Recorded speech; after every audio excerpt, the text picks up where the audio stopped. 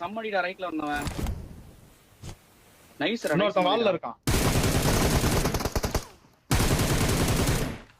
அவன் ஒரே ஒருத்தன் தான் வால்ல இருக்கான் பாரு. வால்ல இருக்கான். அவன் அடிக்க பாக்க அழித்தோட பாரு. அவ்வளவுதான். லெஃப்ட்ல பாரு. ரிஃப்ளெக்ஸ் தான். அவ்வளவுதான். மாலிடு. ஹீல் பண்ணு. ஓகே ஹீல் பண்ணு. பொறுமையாடு. அங்கதான் நிக்கணும், அவனுக்கு வேற வழியே இல்ல.